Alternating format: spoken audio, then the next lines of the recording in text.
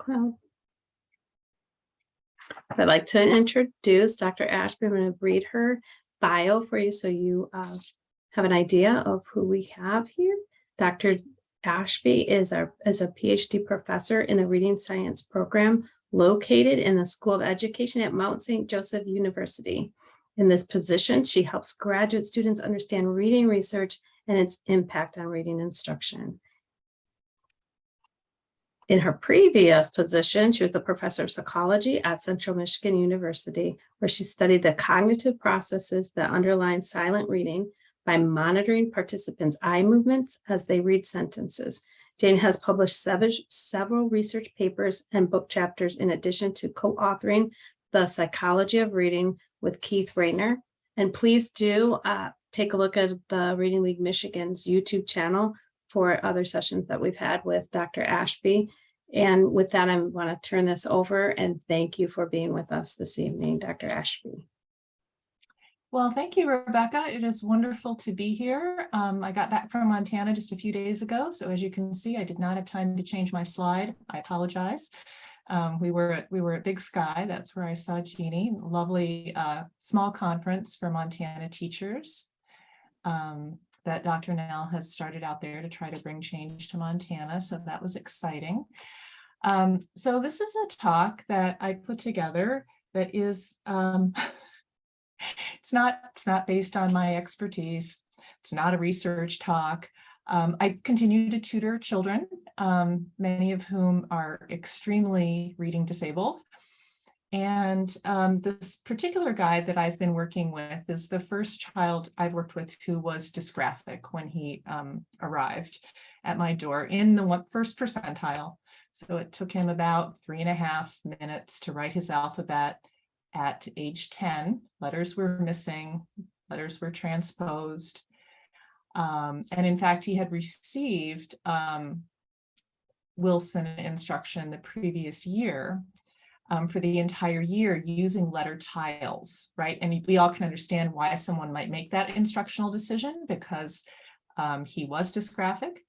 And so the decision was to try to make progress in the reading and then deal with the handwriting later, which may very well work for some children, but it did not work for this little boy, Jackson. So when he arrived, he had this dysgraphia, but he also was still, despite daily Wilson instruction, was still very slowly sounding out and blending words, closed syllable words with 3 sounds. Okay, so he had been taught all the way up through our control, but she really felt he was only proficient with the 3 sound words, and his previous tutor. And even that was not fluent, not what you would want to see after a year of daily instruction. And so I really, had to go out on a limb here and probably for the first time make a plan completely having a faith in what the science tells us, which is that reading networks and writing networks overlap. And so for a student who can't seem to get the reading piece, they probably need reinforcement, right, from the writing. If their letter sounds are not automatized, they probably need the reinforcement from that kinesthetic. So this was the first time that I had ever tried to teach a student to write. I'd had other dysgraphic students, but not for a long enough period of time, and they weren't really committed to doing it. And so this was the first time I tried it, despite the fact that having went to Handwriting Without Tears workshop like 20 years ago, got all the materials, loaned the materials to parents and other tutors. But I just never really went down that road. I always said to myself, well, there's more important things to do, right? There are more urgent needs here, right? Like the kid isn't reading at a first grade level. Really, am I going to work on letter formation? But for this particular boy, it didn't seem like he could move forward until we had another route to help shore up his letter sound correspondences and his blending. And so I decided to go down that road. So my tack this evening is basically to say, hey, look what I did. I didn't really know what I was doing. It seemed to work great. And if I can do it, you can do it. Anybody can do it without going to a workshop. Like if you could go to a workshop, I'm sure you would be better at it, right? Like if you can go to that handwriting without tears workshop, I'm sure you would be better at it. But I was just really surprised at how well, even just the little bit that I had retained from handwriting without tears, combined with some other general principles, worked with him. So I'm going to talk today about teaching manuscript to struggling readers. So this was a 10-year-old boy. All right. So first of all, we got to think about, why does handwriting matter? Okay. Because really, that's a solid question, right? You've only got so many priorities, things that you can prioritize. You only have so much instructional time. So does it really matter? The other question is, what skills are required for written expression? By written expression, I mean like writing out your thoughts, right? And communicating your feelings and ideas. And then the third main point is, how do we teach struggling readers to form their letters? So the practice piece is at the end of this talk. So why does handwriting matter? I mean, it's messy, right? But so what? Like, who really cares? I'm not the neatest person in the world, right? So what I think is, I really think that messy writing should only be a concern if it is slow, effortful, or illegible to the author. Okay. Now, in the students that I see, often all the above is the case, right? Especially illegible to the author. So slow and effortful has an impact on written expression, and I'm going to talk about that. Okay.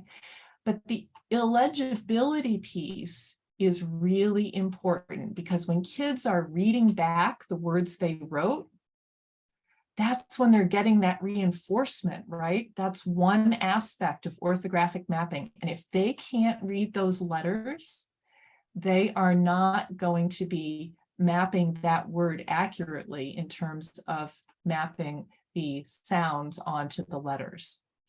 Okay.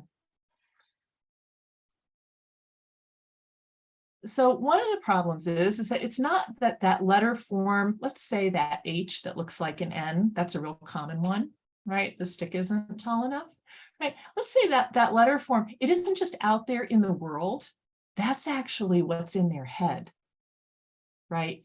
It's a fuzzy memory for the letter. It is not a crisp trace of the letter form. Okay. And that's really important. So the student who is writing S differently every time, okay, the older student who's writing S differently every time, has a memory for S that is highly variable. Okay. And that might be fine for typical readers, right, who can read S in any font, right? But it's not okay for the struggling reader. The struggling reader needs to have one really clear representation of that letter. He needs to know it's an S, it's not a C, it's not a Z. Okay. So one of the other impacts on learning is that if it's slow and effortful, this is pulling attention and energy away from getting their ideas onto paper. Right? There's an extremely high correlation between good transcription skills. This comes from Steve Graham and Virginia Behringer's research, right? Good transcription skills lead to more volume in written output. And then finally, we don't want to discount, it reinforces poor self-image when they see their paper. Okay. So the way I went about this with Jackson in terms of motivation was, I said, you're going to be going into 4th grade. And he has a lot of issues, but he also has a verbal IQ of about 141. Okay. Very smart boy. So, you're going to be going into 4th grade, and, I wish it wasn't true, but people judge you and judge your ideas based on how your paper looks. So I'd like to set a goal for us. We were started working in July. I'd like to set a goal for us by the beginning of the year for you to be writing on 4th grade paper and to be proud of it. And he was all into that. Now, we didn't hit that goal by the beginning of the year. We got close, but it took until about January. It took longer than I thought, but we did get there, and I have some samples for you. So essentially, cognitively, in terms of reading, handwriting matters because it helps automatize letter recognition. That's really the key piece. So Karen James at Indiana University does some interesting fMRI research. This is with 5-year-olds who were practicing their letters for 6 weeks. Okay. And she had them in the scanner. And what you can see here is that we have the reading system, these 3 key areas involved in word recognition, right? The speech sound area or Broca's area, the angular gyrus or the letter sound area, and then the visual word form area. But then look what's happening here. We have the writing system is overlapping with those areas. Okay. Do you guys see the share bar when you're looking at the slide, or can you see the green square and what it says by it? Because I'm just seeing the share bar. See, over. isn't that terrible when you're presenting? No, they can't see that, but you can see it on the bottom, right?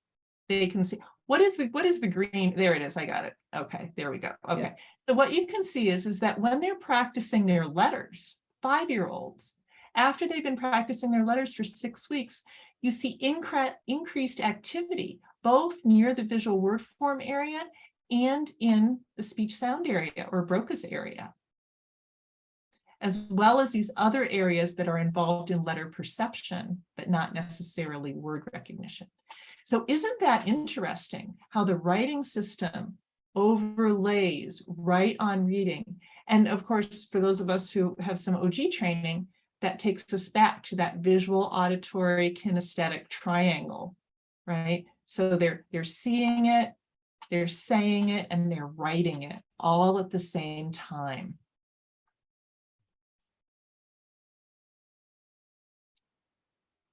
All right, so there are many talks you can listen to about the skills that are required for written expression. And so this is just a very quick take on this.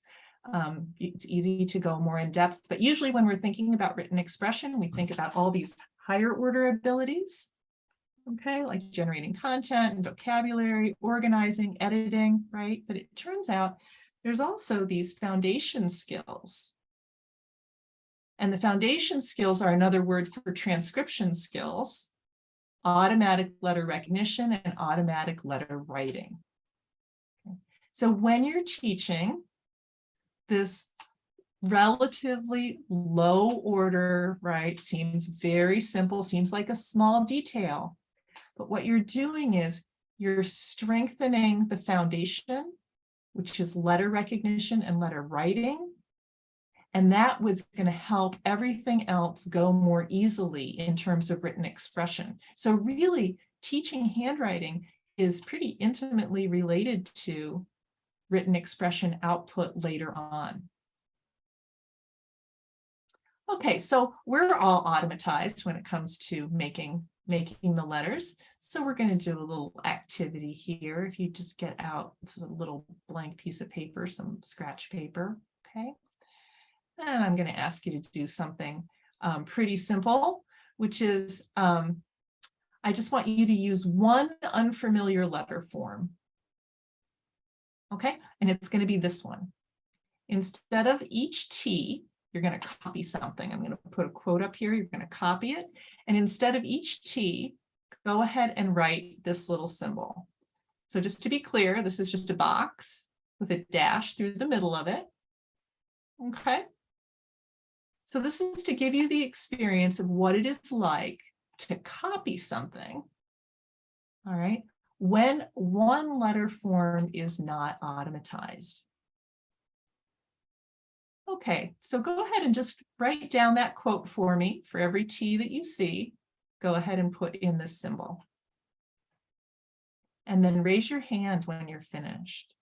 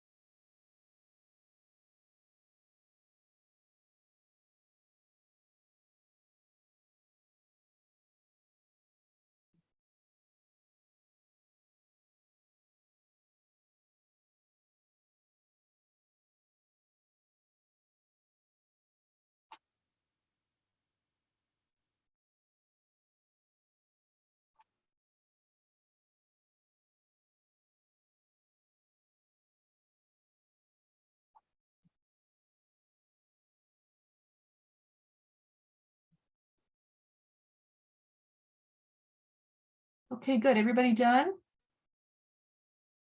All right, let's reflect a little bit. Will you unmute and just share some of your impressions with me?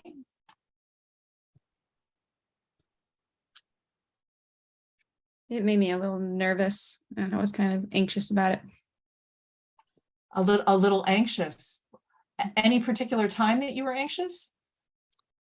I was doing Or just- okay at first, but the farther I got into it, the more stressful it got. A little stressful. Yeah, good. Thank you. Thank you. Anybody else experience anything? When I was going through and doing the writing, I was feeling a little anxious towards the end, but I found myself not really paying attention to what I was writing, but focusing on, okay, there's a T coming up, so I'm going to do, the other symbols. So I had really no idea what I was writing, except for There you focusing on the go. T. Yeah, so you had divided attention, right? You couldn't just focus on the meaning of what you were writing, but you had to think about that form too. Nice observation. Anybody else? I actually spelled something wrong because of that, Rachel. So I was attending to it and I realized I had a misspelling because I was paying attention to the string, not the word. Yeah, nice. I had a similar experience, and it seemed that as you moved along, you'd get into a rhythm, and then the abrupt placement really threw you that much more. Right, exactly. So, many of, go ahead. I was just gonna say, for me, I wrote that Damn, symbol. Judy's here. I wrote that symbol differently every time, so I just wasn't consistent with how to write it. Oh, yeah. Okay, because it hadn't been automatized, so you weren't quite consistent in the formation of it. Yes, yeah. Is that right? Yeah. Okay, good. So that's a nice little assortment of impressions there. All of those things. Now, you can translate this to your struggling reader who has BD confusion. Right? Those darn B's and D's, man, they are in everything. Right? And again, it's not a totally new character, but it's always 50-50, although for some of them it seems like it's 60-40, but they're never quite sure which one it is. So all of this creates a divided attention task. You can't focus as much on meaning. Sometimes the effort compromises other things that you're doing, like spelling. Right. So those are all really good observations. Thank you. So let's think about the student who has proficient letter production and their written expression process. Okay, so this is the whole pie that is their total mental desk space, their mental capacity. All right. And so if their letter production is automatic and doesn't require many resources, then they can spend like half of their mental desk space generating ideas, right? They can spend a good solid proportion thinking about how they're going to form their sentences. They have a nice chunk left over for organization. And then letter information just takes up this little tiny slice of their pie. In contrast, if they have inefficient letter production, what you're going to see is exactly what you guys were describing. So letter writing is effortful, it demands attention, and it actually distracts from expression. So they might be good still at the generating at the front end, right? But the execution, when the writing instrument gets on the paper, okay, you're going to see a large amount of mental energy taken up with letter formation, and that leaves less for organization and sentence formation. So both of these students have a great front end to the writing process, but the actual written expression is dragged down by the handwriting.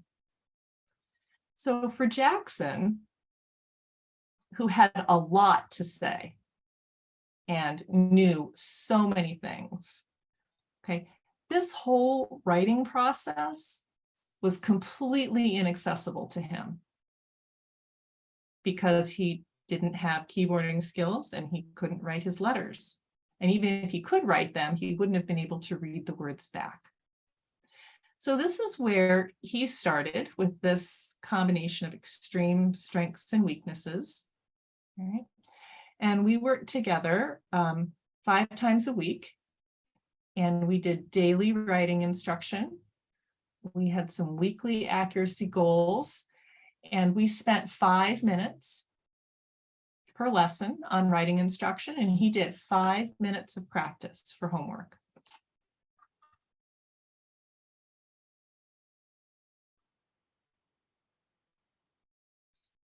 All right, so let's look at how you can do this in 5 minutes a day,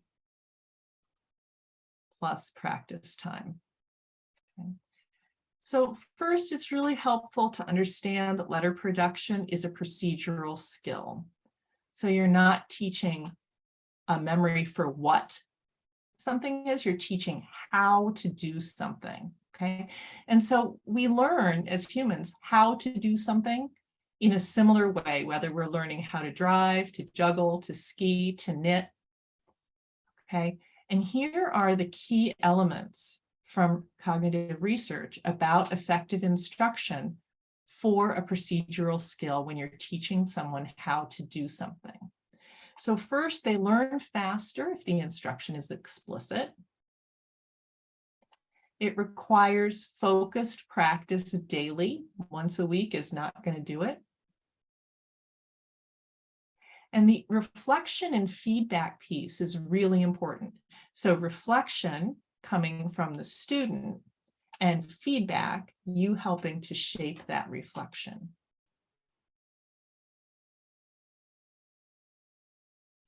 Now, of course, you know, there's always people who say, oh, you know, I just picked up driving when I was 7 and it was like so automatic. I was on the tractor and it was, you know, not a big deal. Nobody ever taught me, or, you know, I jumped on skis, I went down the hill the first time. But it doesn't work that way for most people. For most people, we can't break down a procedural skill without explicit instruction and learn how to do it. This is definitely true for our struggling readers, right? They need that explicit instruction phase.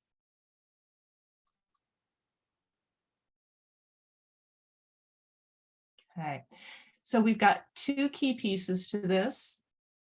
Letter production is going to develop best through explicit instruction, followed by accurate practice at the student's pace. And I cannot emphasize this enough. Accurate practice at whatever their pace is. Okay. Jackson's pace, when we started, he could write about 4 letters in 5 minutes. Okay, I mean, it was really slow. It was very hard. And he quickly got faster. Okay. Many learners are going to be slow and awkward at first, and that is typical and normal and to be expected, whether you're learning to make your letters or to decode. Okay, it is crucial that we do not rush children at the front end. We want them to be fluent eventually, but what happens if you put time pressure on a kid who's learning something, anything? Decoding, how to tie their shoes, their alphabet, their letters. Has anybody ever tried that? What happens when you increase the emphasis on time? Hurry up. They shut down. They might shut down, yes. That is the extreme case. So there's like an emotional reaction to that because they feel overwhelmed, right? But even way before that, even if they can do it, did you ever notice how they're not as accurate when they go fast? They're just not. It's a fundamental thing in human performance. It's called a speed accuracy trade-off. Okay, when you're learning something, you can be accurate or you can be fast, but you can't be both. So you start with accuracy and then you move to fluency or a more rapid pace.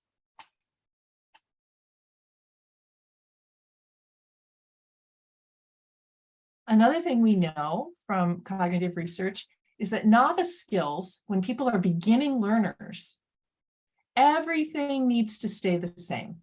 You want to put your feet in the same boots and on the same skis every week. You don't want to be changing up. So your skis are all different lengths and you're wearing all different boots, okay? You want it to be the same all the time. So we want to use the same writing instrument and the same writing surface every day until the skill is automatic. And I didn't really understand, I wouldn't have understood the importance of this, except that I spent a year in 4 kindergarten classrooms in Vermont, working with those teachers to try to bring more of the science of reading into their classroom. And I saw what was happening with these kindergartners as they were writing on different surfaces and with different implements, and getting that stabilized so they always use the same tool and the same surface allowed them to make pretty surprising gains in their letter formation over the course of the year. I'm going to talk about that more in a minute. Okay, so this is one approach to teaching handwriting. It's not trademarked, it's not formalized, it's just this is the way I went about it. Okay, so first I figured out the starting point by looking at his alphabet production, right? What letters were missing, what letters were reversed. Then I set us a goal, which was the long-term goal, right? Which was writing in 4th grade paper. And then I had to scaffold everything in between. So I had to identify these steps towards the goal. Okay. And in thinking about that, I tried to come up with the sequence, what I was going to teach first, what I thought was most important, what was going to come next.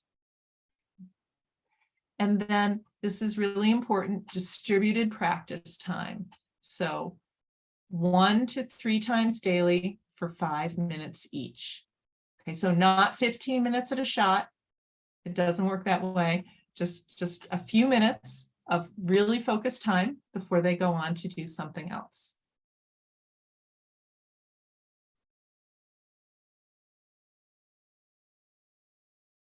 So here you can see Jackson's alphabet, the first bit of it anyway, on July 15th. Okay, and so taking a look at this, go ahead and let's just hear what you're seeing.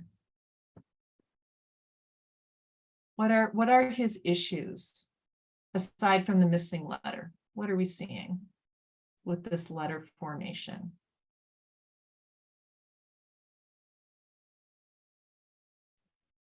Reversals. Yes, reversals, good. Any other problems? They're all the same size. Yeah, they're all the same size. Can't tell the tall letters from the short letters. Yes, that's right. That's exactly right. And so the ascenders and the short letters are all the same, okay? And it's just very tough to discriminate them. And so we have some kind of spatial problems, right? Now, you can look at this and you can say, well, you know, this paper is not appropriate for him. Well, that's true, but this is fourth grade paper. And I wanted to see how he was writing on fourth grade paper.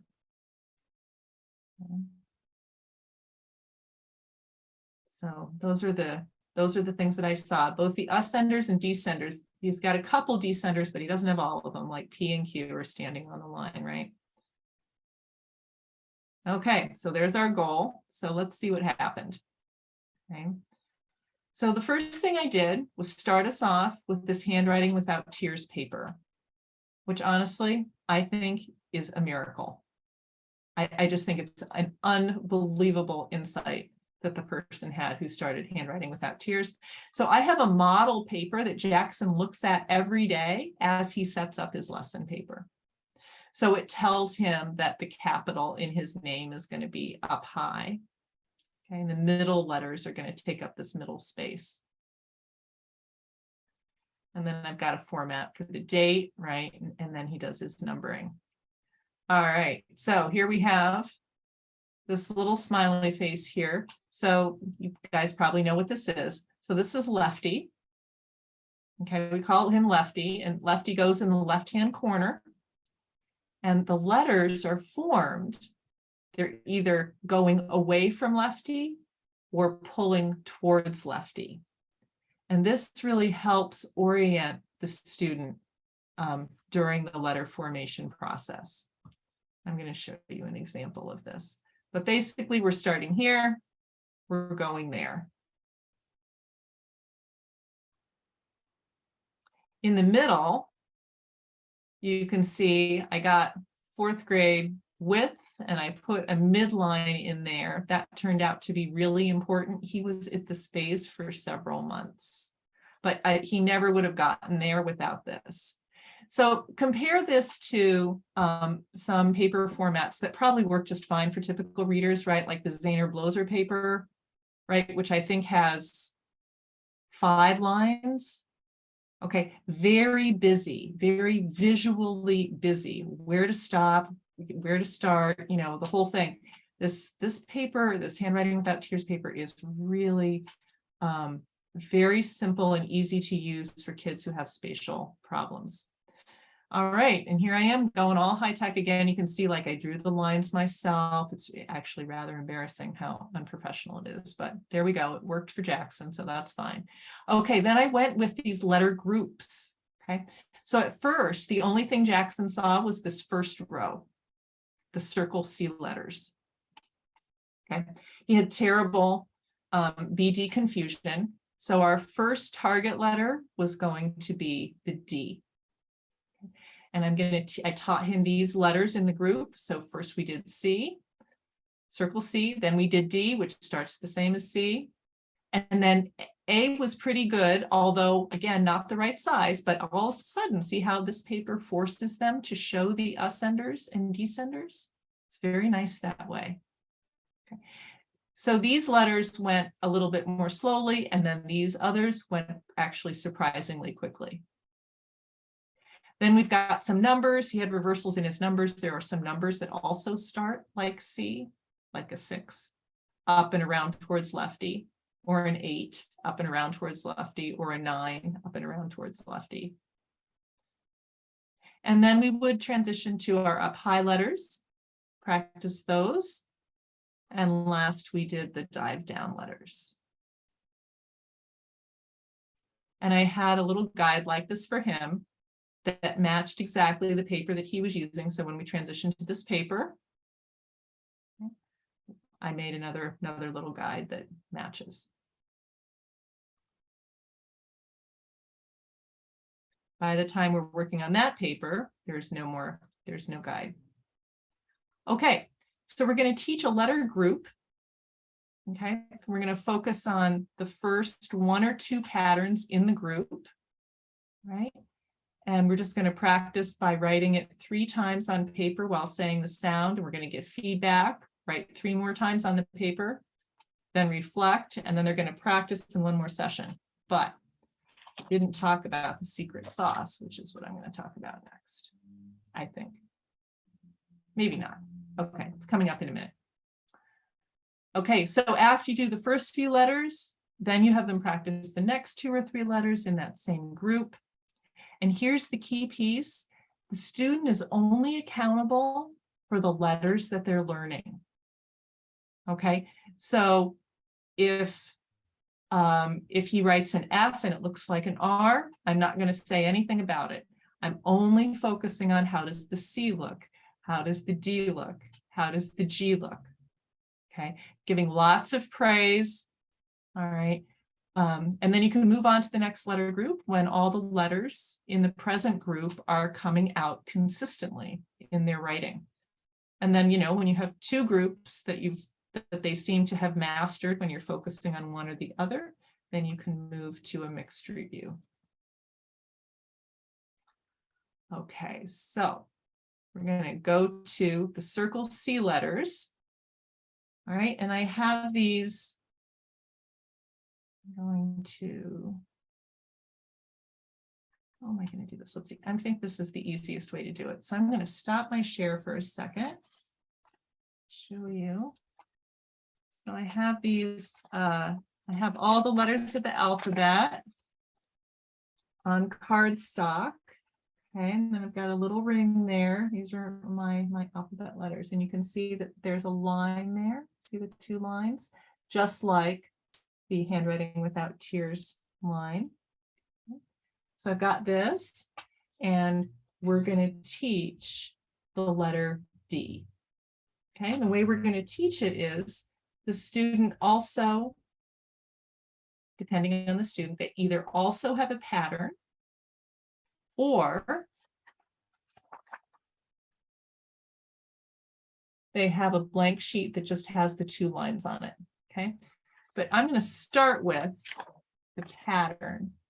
Okay, I'll turn this way. Okay, there we go. Okay, so Jackson, we've been learning C, right? And we know that you make a C by starting here on the dot and going up and around. There's the C, and it turns out D is in the same group. So the first thing we're going to do is, I see your hand up, and I'll take your question in just a second. Thanks. First thing we're going to do is we're going to use 2 fingers. These are scout fingers. Okay, not the claw. Okay, not 1. Okay, we've got 2 scout fingers. I promise. We're going to start right here. All right, and then say it with me. We're going to trace. We're going to go up and around towards lefty, down, up and down. Towards lefty, around, up and down.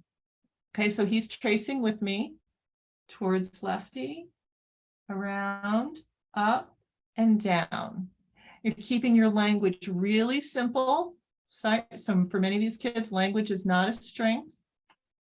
You don't need to label this. This doesn't need to be like the shoulder line, and this doesn't need to be the foot line. Just forget about all of that.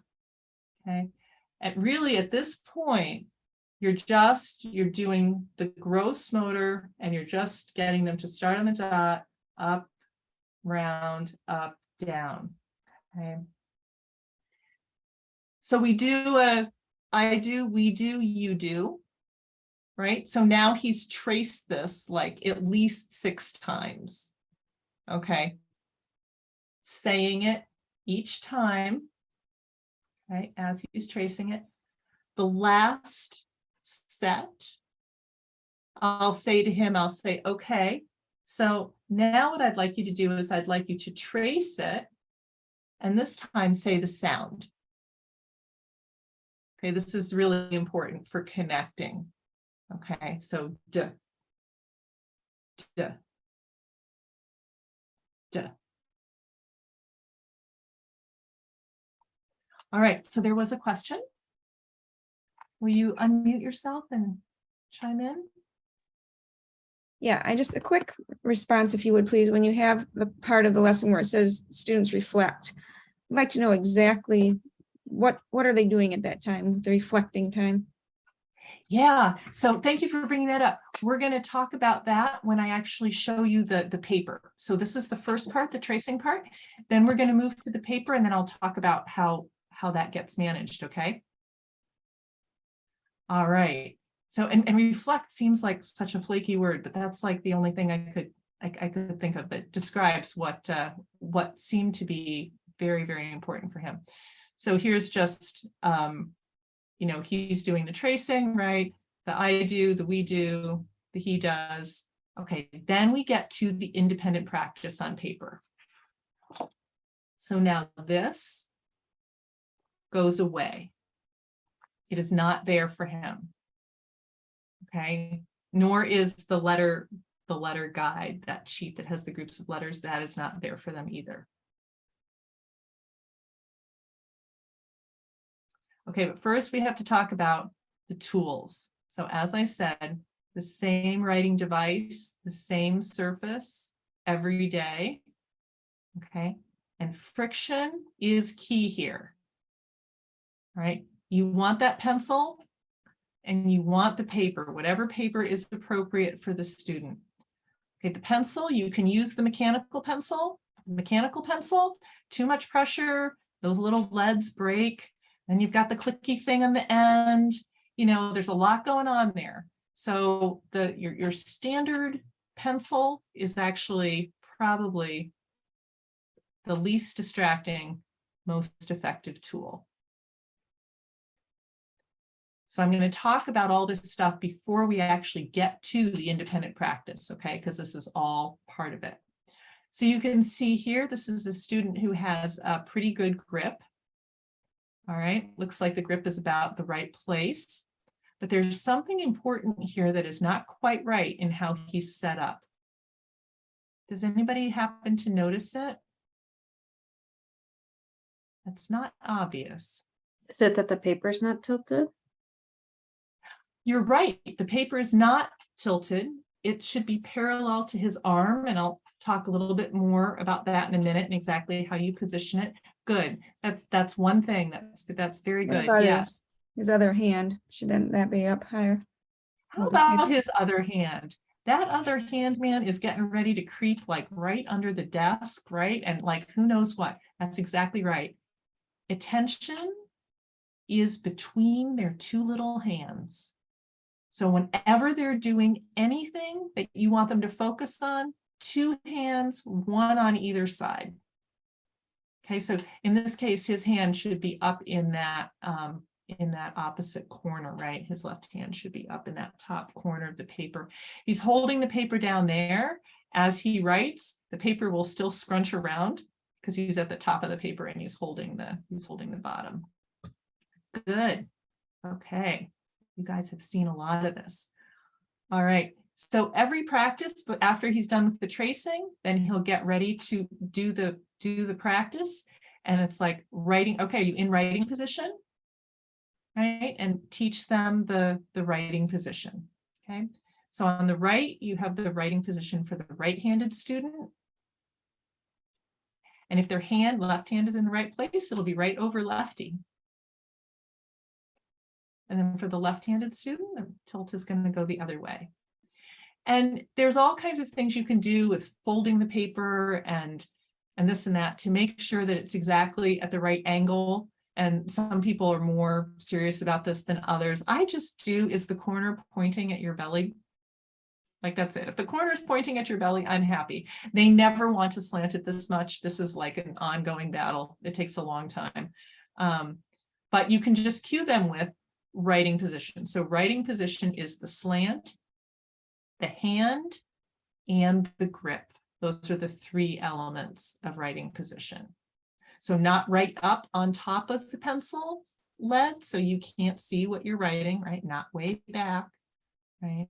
But just where the yellow starts, that's where the grip should be. So grip, position, grip, slant, and hand position are the three things. Okay, so now we're going to start the letter D. Okay, So he's going to write on his paper. So good. That was our tracing. Nice. I'd like you to write 3 Ds on your paper.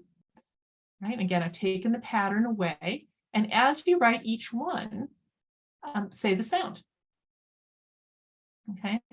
So he'll go ahead and he'll start and he'll write this one and he'll write this one and he'll write that one. Be like, great. Okay. Now let's take a look at those.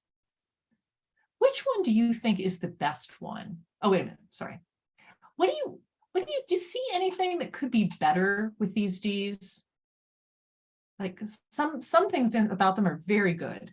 Other things could be a bit better. Anything you see that could be a bit better? Oh yeah, we've got this one here, and he'll say this one's floaty. You know, and he'll say this one's sinky. Okay, yeah, we got some floaties and some sinkies. Yeah, yep. But you know, the ball is really nice. The stick is looking good. It's goes up high. That's very good.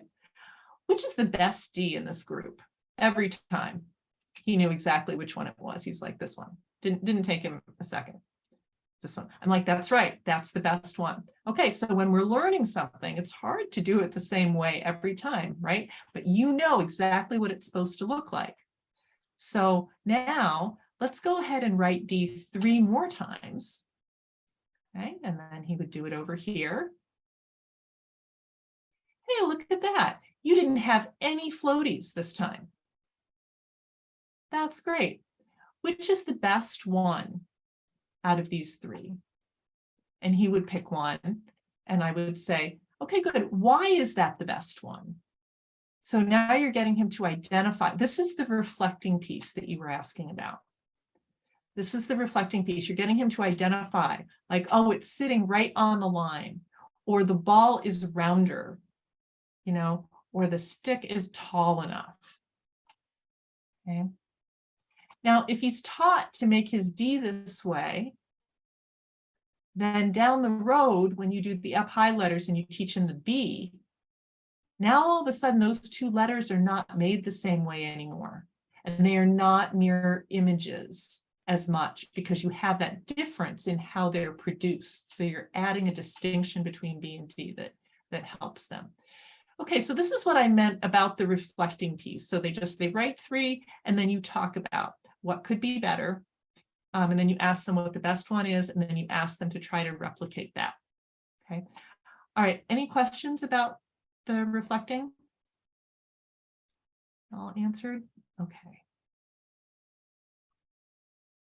Oh yeah, and then I put a heart, or I ask them to put a star under the best one.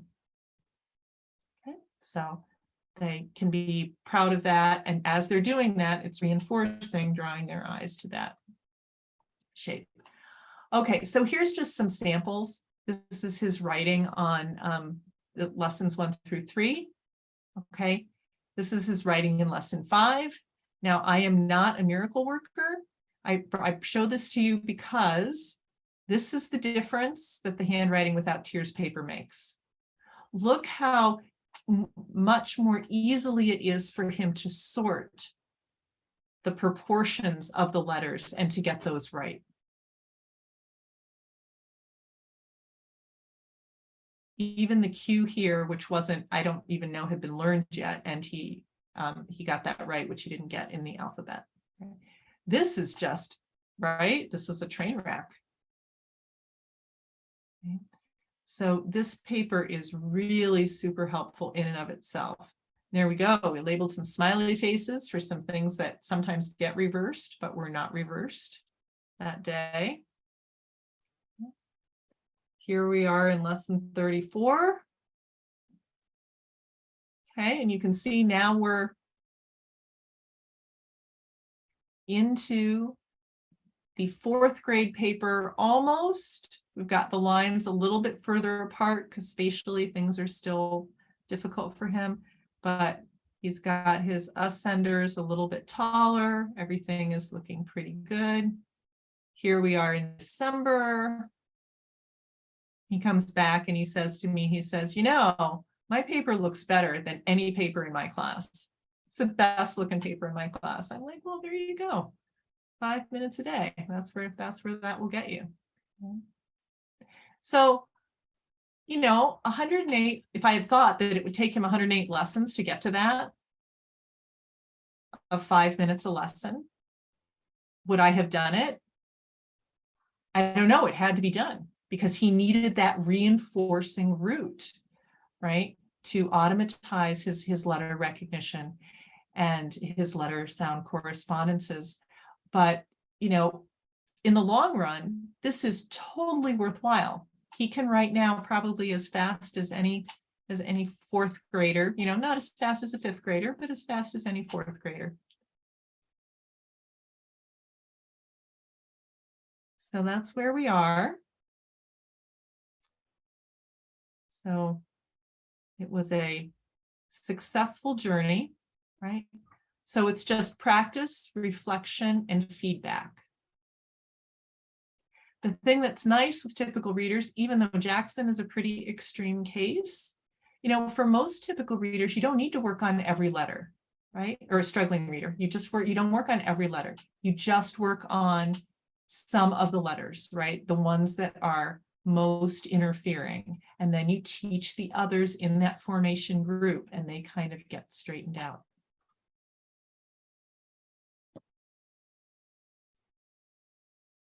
Okay, so when they have proficient handwriting, it might seem like a small skill, but it really supports all these very necessary parts of a productive adult life. It's really important. And we know that, well, maybe someone will ask a keyboarding question. I'll come back to that. If children cannot write their letters, then their written expression is going to be hindered moving forward. And that just seems very wrong. It's like we have to go back. We have to deal with this foundational skill in order to keep that door open for written expression later on.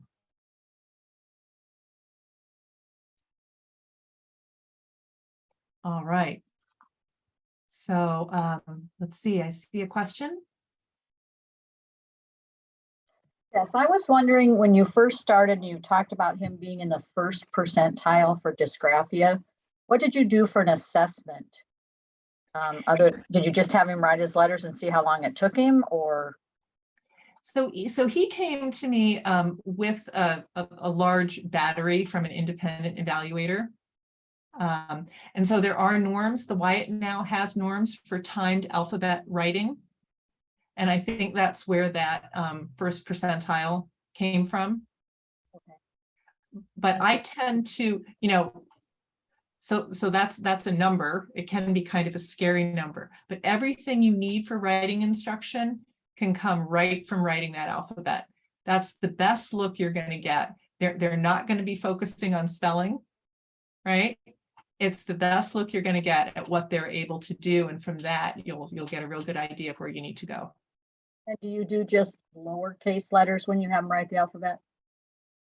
I do just lowercase letters. If it was a kindergartner and they were doing uppercase letters in their classroom, only some kindergartens go that way, then I would have them do the uppercase letters.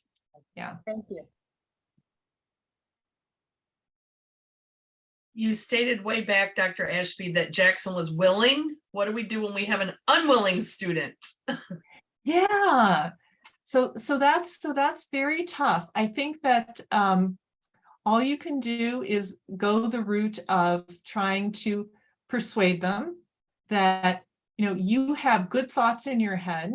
I want people to take your ideas seriously. And people don't take ideas seriously if they're written in a really messy way. And so this is important. This is about how you present yourself to the world. It's like you come to school and you have, now depending on the kid, you might not want to go here, but you have clean clothes, and you're, and so your paper is how you present yourself, and people judge you. I mean, I was brutal. I was like, people judge you based on that. And he was really motivated to do it. And I think that these kids often are so emotionally scarred by their experiences in school, that anything they can do to make it easier on themselves, right? That's why the handwriting gets messed up anyway, because they can't spell, right? And they start shrinking those letters till they're like this big, right? They're trying to mask, right? And so you can use that and turn that in a different direction and be like, hey, you know what? It's going to take some time to develop your reading, but this is something we can do right now. Okay? And then you're also, if they're pre-adolescent, you're also giving them the responsibility.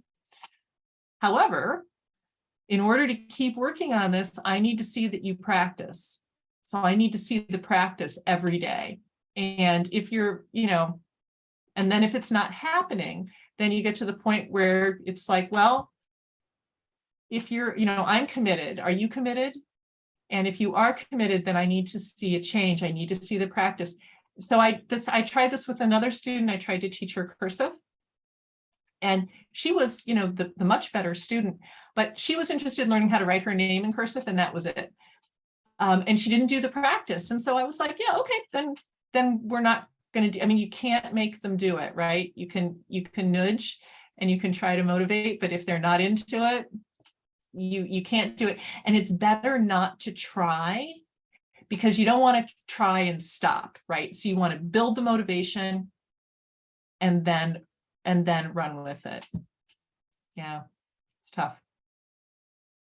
Thank you. I'm thinking of a little guy last year that had dysgraphia, and they were trying to get me to work on it with cursive, and he would just do whatever he wanted to do. It was just, and I was like, wait a minute. That's not like we just talked about it, right? We're going to do it this way. Nope. And it was like, oh my goodness, it was like kind of beating your head against a wall, because it was totally what he wanted to do. It didn't matter. Right. And a lot of times cursive is the recommendation for kids that have dysgraphia, or if they have persistent reversals, right? We all understand why that is. But like for Jackson, he had daily cursive from an OT during that year and only learned like 4 letters. And the OT did not encourage him to say the sounds as he wrote the letters. And so for a kid who's spatially challenged like that, like you saw on the spelling, cursive is that's really tough. There's a lot going on there in that cursive writing. So I think that's a good recommendation for some kids, but not in this particular case. The simpler is better. The manuscript is better. Yeah. Thank you. And I think that was a great example, right, of that. And I appreciate seeing it. Yeah. Okay. Thanks for your comment. Other questions or comments? Let's see. We have something in the chat. Yeah, Stephanie, do you want to open mic? Okay, so the body, where should the body be? Yeah, so, it's really important to have the surface that you need, right? So the surface should be about elbow height, right, for them, right? And the feet, yes, the feet are important. And, you want the feet flat on the floor. But sometimes you just have to prioritize, right? So I go for the paper, the hands, and the grip. I go for what I can see. And then sometimes that those leg movements or the shifting, that'll give me a sense that some instruction is getting too difficult, because kids will start scooting around when they're going into overload and it's too tough. So I tend to focus on what is above the desk, just as a priority.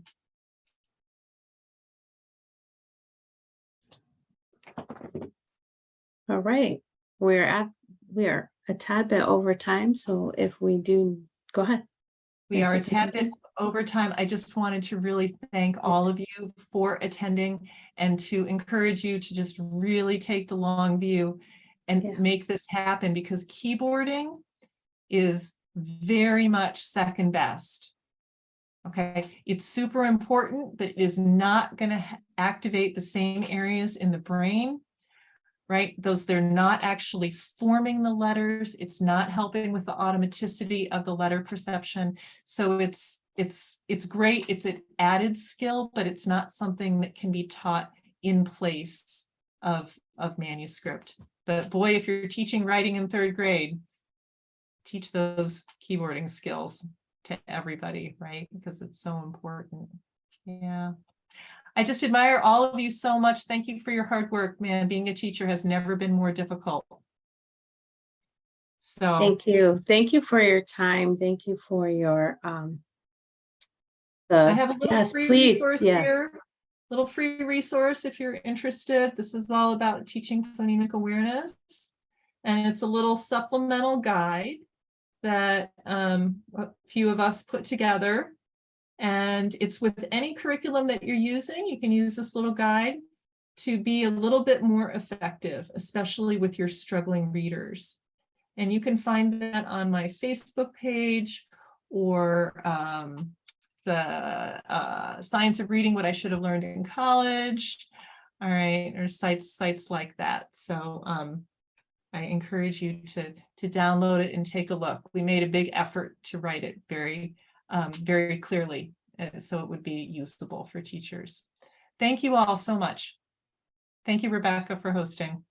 Thank you. Thank you for being with us, and thank you for that piece about the keyboarding adding in there. It's so important, right? It's a question that often comes up. So thank you for your time and your energy and the work that you do, and working with those students at Mount St. Joseph, that level of work too, so that you're educating our teachers coming into the field. So thank you very much.